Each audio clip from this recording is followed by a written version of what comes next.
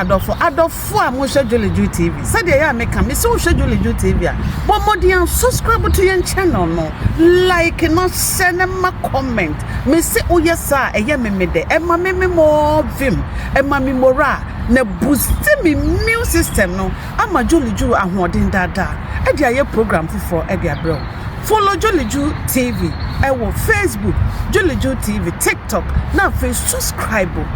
yen channel ya wo hwe mi adoma ne so ai ne boost me immune system no said ye be ya me ye program de bia de to wa wonso so obenya bia hwe ehie fa na se me wo ene me ne emrante ahene ena emrante nyina mo hene ba akopɛ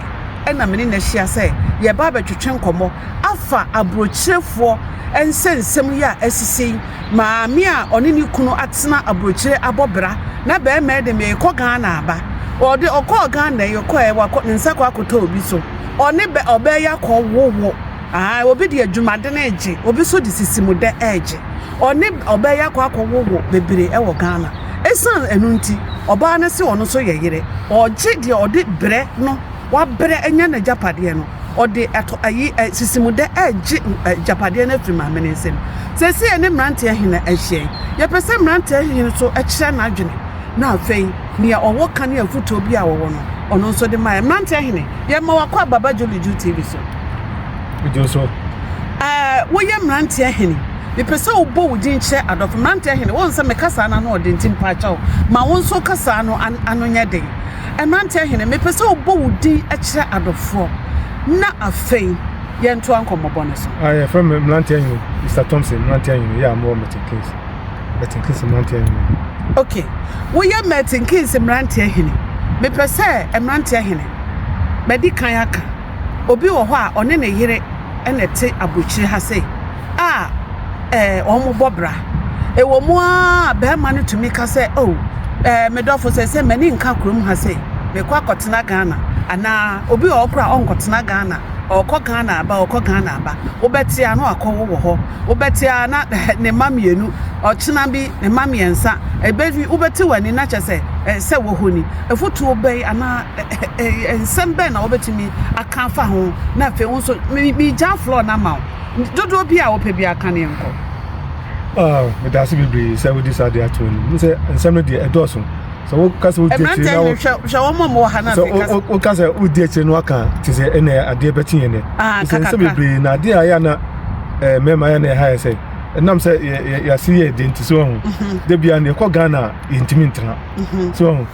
okay fine se wo be ma na se wo intimi ntra na se ko Ghana na se wo be fampran no but si tu se nipa no o ma ne mo bibri na wo ne nkowo because Ghana for man no mo ho omani abre din omu se ufra buche na ba pe enyawo because emu se ufra buche ba de omu se bi wo so nti ukra won kwesi nipa nepa no ayede no eba so nti e careful so ko fa ba no na se oni ne kwanyemu a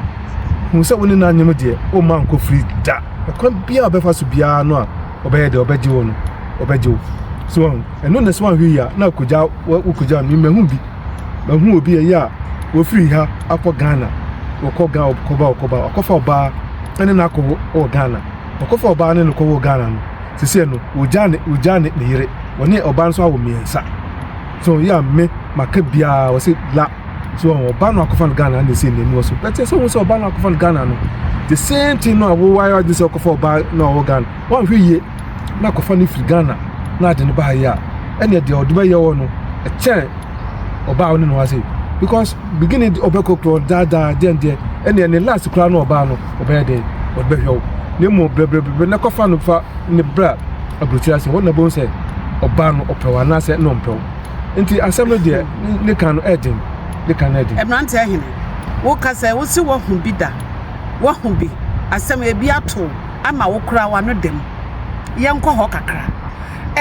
won kanipa krodi won kanipa bibia fa nipa no won kan but esan say ye pese etu amanfo fonti no me pese wo kan kakra efa ho abrante no nipa kro na wonim no na okọ Ghana okofa obi ni nipa kro wo miensa no one ne yire wo krom hatena ya che one ne yire ache mwache pa mo firi baby ne ba ha eba UK so that means so mo free continent and the ba UK ha say ya one ne yire no na wo afi oba ye no afi oni nto na bibia to ye because na continent in life no is different, hustle life is different. It's not to ye na fe ta say e man tell him what dey come and crofo Ghana no no kofa oba no oba no akowo fine the lady dey say okay so oni oba na wo kra no one dey oye dey keja oba no na ja sabla osila say no so obeja oba no dia and no obeja na yire e man tell him na chese dey wo kan dey na chese omo ba ye kwa na be ma no me kasi supi se na dia wo keka na ne man to yie no na chese na be ma no mpo hwa na oni krata anya sa na wo ka kozi krata dey ro na emu asitama brabo no aha na enkoye papa na koye but na enye 100% papa but omo ba UK ha no she said ma aye 100% sure ya she said the be ma so e bia no afi otumi ye okọ Ghana no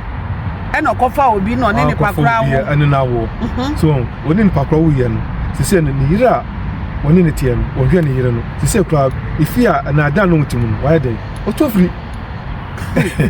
abrocha for ma monim secret no Ghana for man wo mo fa mo kru no me nro no mo de chame wo mo fa be ma na wo hu se be ma no nsam ye na bosumi bi obetimi amane no pa no de ne na maduro so enti ode ne kwaduro so akwaje ade atopa agi na firi wonsam ade sisimude agi wo kru na firi wonsam sana asem ni nyina ate enti wonya di nro no etaba be ma no saa no aduane ma ne di saa de a ene na wo kru no waka wo no wakanti mama moni na ho na muso mfa mpa bo entai mukunu so achi na me mortgage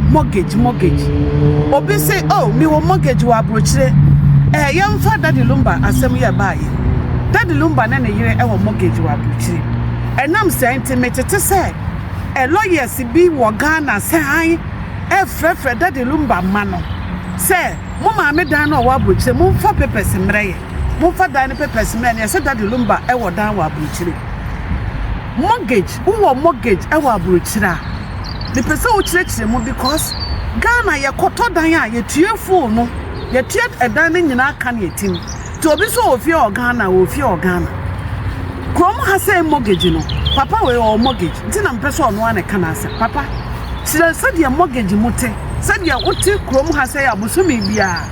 wotua ana wontua no kama ngofo hu say de mortgage okay say ye kama mortgage a enne Ghana de no ti say a different cra to Ghana de say wotua ye no wotua ne edan no abeyodia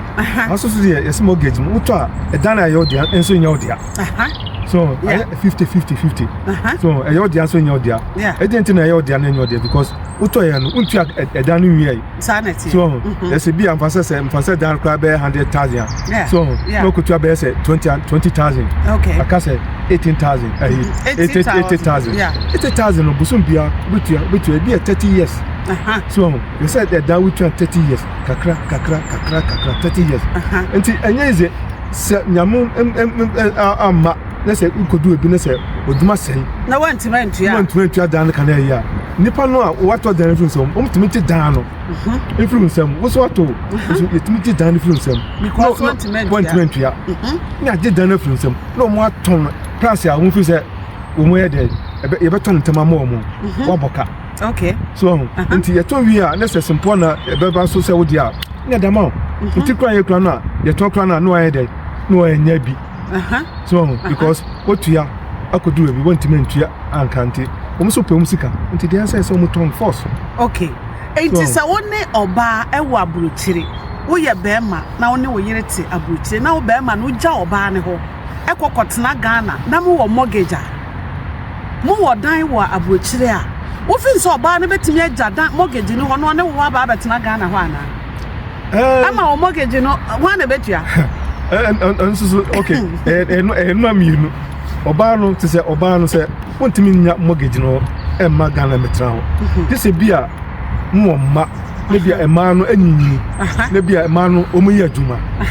so say ma no adwuma de o betuma e ma no kra bet o ma betuma pursue okay mama e bia okay ko ne ko boa papa because o ko pe no na ko pension ko boa no na ye wa de e be bo modern say mortgage enfiri musa nti ye be adwuma ne de twa kakra say e betuma twa na mum so money enketenkete na so mo nya adwuma na wo na ahwe om de enya ize so o be hwe o marketing kete So that I'm not here. Ya can't quite, ya can't daddy lumba and because daddy lumba and some in the fabric for. Ain't it ya can't call daddy lumba and send some more. Daddy lumba, your friend of Charles Kojofusu. Eko koshia, mammy, koshia say, and a mammy, a boy, no produce no, Emma, papa, a do baby, not fair and conform. A man for saying, Daddy lumba, Eko Ghana, Bimusi, oh, no, Ghana, no, yare, no, ya, me, Julie Juu, me say, according to me, oh, me, Marjorie, me say, Daddy lumba, oh, Ghana, no, yali, who day. When him the entire man tell him, no, yare, say, obey yes, style, you know, obey a popular, you know. And ya dear, obey to me at Sna Abrochire. Say, obi who no, because, hey, Musha, Daddy lumba, on to me, your cleaning. On to me, quiet warehouse. Ain't you ever do baby na orgy fans and a brooch will be an obia. And Runtino or Kokana. Na ya ni de. Hey, Lumba near old Lumba and a boy, you know, you wouldn't that Lumba. Hey, I just said, Mimi Tiway, I'm here, you may. Make you mamma for you. Me name says I'm in penning for cranning some Betty Visu. Me name Emma, a Christmas party a choir. Me manager home and was hey, me dress a crab, me tito muka crabby choir and was say. Hey, well, you look like Tino Tena. Miss Ray, my father serious. I did change me, Juma Moya, Juman or Barman chain. And I say, you know what? They said, hey, you are a star. And I'm saying, what? What's it they say you are a star? They say, what? What's it? They say, everybody know you in your country. And I'm saying, wow. And I'm so mobile. Yeah, and for mobile. I feel not just say, me who are you? Because me him said, oh, me shall baby, ya me Juma me new be any answer. Send me chrome for ya Tom ya mobile who said, make me a star. So what I said, I just said, Juma will be any more. Men na mean him so be any says, I can't afford not Tommy. The same thing that Charles Kojofusu, yeah, Charles Kojofusu no. On to me conquer your cleaning, on to me your warehouse. Ain't it Obeko Ghana, not Ghana for a man fans, Ghana for a one. Name mo me dear. Me feel say enye yare no de call. Me mra ni say Daddy lumba e ko Ghana no. Na ne yere wo ba wo tuanufo an. Ne man one ne wo mami ensa. Enkwala no obi ye ni 18 years. Obi ye ni 16 po. Na ketwa ni sha. Eya na ye Ghana fo bi nim say hey wo kunu ba Ghana adenti ne wani nachi. Minim say say woni oyiri nyina beto akotena Ghana. Momienu nyina mo ya madwen baako. Na motuko. Eno no moge sembi eni mo ne mo manyina na eko na abrochirefo nkwala Sanchez Kojofusu mpese obekwa kwaye warehouse ompese obekwa kwaye cleaning na manfo aka se Charles Kojofusu ni o Charles Kojofusu ni o eno ja na yire no hoso okọ Ghana na ode akwa akwaje fans ama Ghana ya hoahoa no because ata na yire no aproduce no ama na ye popular emranta hene na eye wo wadwen se ofin se enka oba no ebetime agya ne ma ne ho agbohwishi de bia aboso memiensa akosira ne kunu ne wo Ghana that enye possible oba no ntimi mbohwiwi enko Ghana abra nkran sususa even class oba no kwa betu abohwiwi kwa ko Ghana this is bia satan bia bema no e woska no aka say okay say woska metime ticket amount in and out ne mo bia se bema ni niska dia na fe wo de nkwala no so akoja na de nkwala akoja so ne se bema ni niska obetuma yesa dia dia edin ebi so na bema so woska ne mo no onye na dwen se obema wo de say oba na ba hwiwi no mienu so enkrajan so okay wo bank transan so ebi so na ma mo so na dwen se ompese wodi ne ma ebeja obi da bi na how say minimi kunu atikrom ha na wo watu awdwane agya me ne mema because wo sha ya na eye nkrofo bi say na Daddy lumba na ne yire na ni nachi okay mi twa no un say abrote e wo no ansa na obetima abrote ablabo no enye easy dabi so person ye popular na so person koso a am say aha no ye piska kakra no na ye da ko Ghana sanity so now they are popular na da kunyeska o de me nya bi kwa metima mo bi ti say kan Japan so kan Japan o say de bia utie na ayi asemo kan say o ya duma dindin o abrotre ya America na sika kakra wo nya ye no odi ba Ghana no co invest no de converse ye na mu akakra interpreter no say na betimi enye skapa say wodi ye o hand ye o boa this is Canada benya o de ko Ghana wa kwa anu bi na ayi lumba ye okay officer okay say the my papa dem say the try here the papa no e be ko form and nka be ko form because musician Dana Emma Chense so who say no ha or London we not to my bet na wonye ayi papa nti o sha say ko Ghana say no bi ehun no nti ha na je so wo bibi wo ha na wo try here e be ko form and there am but wo hwe ama okay Lord say ama about atwana erade wo meku ade na me kwa mi bre say ye sa ababa wo yo boy akuabo ahim onso mo nyina o ma yira wo system so betra bruchiri nti so o betra bruchiri say wo say obi bia no